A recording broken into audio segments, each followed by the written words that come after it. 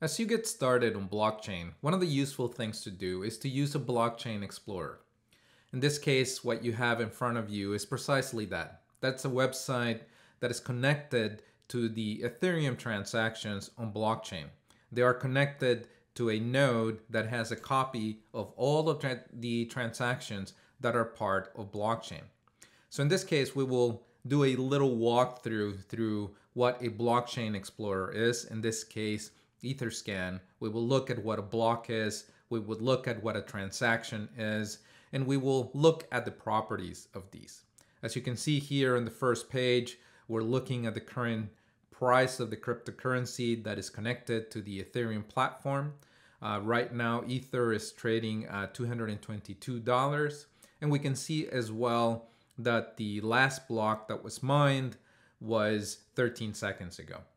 And a practical way to think about a block is to think of a sheet of paper onto which you're writing transactions on.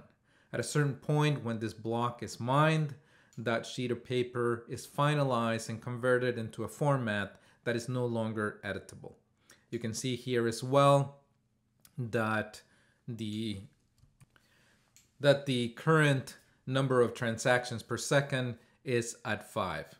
Now let's go ahead and navigate to the list of recent blocks, and we do that by simply adding blocks to the root path. We're going to go ahead and enter that, and here we can see the latest blocks that have been added to the blockchain. We can see the height or the block number. This is a unique identifier. You can see there that on the search bar you can search by transaction hash, address, or block. So if you enter that number, you'd be able to get the details about that block. You can see who the miner was. You can see there the number of transactions that went into this block. You can also see the reward. To attract participants onto the network, the blockchain gives rewards for mining blocks, and you can see there how much that reward was. We saw what the cryptocurrency was trading at, so you can figure out there how much they received for mining this block. Now let's go ahead and select this block here, and we can see some more details. We can see when it took place. We can see also the hash that was made, and this is verifiably, cryptographically. We can also see the number of transactions that were included, and we can follow that link to see the details of all of these.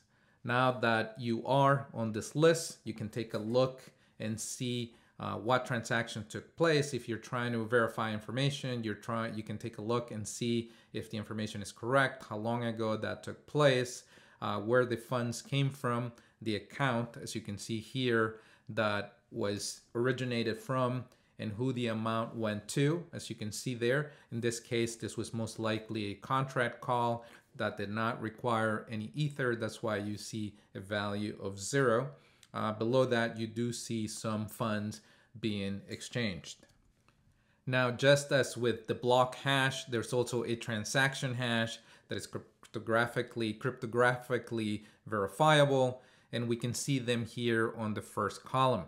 Now, if I go ahead and select one of these transactions, I can get some more information. You can see there, first of all, that the transaction was successful. You can see what block that belongs to. You can see how long ago that was, who the participants were, the accounts that participated in this transaction, and you can see the value there that was transferred from one account to the other.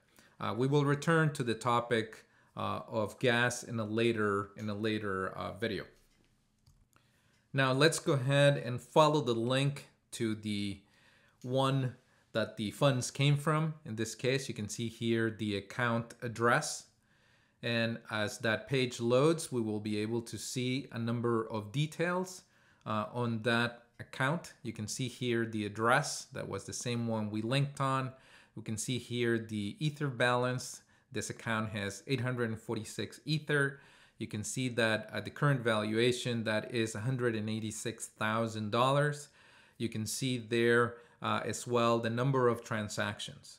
And if we take a look at the most recent transactions, you can see there the details of the transaction hash, the block that it belongs to, how long ago that happened.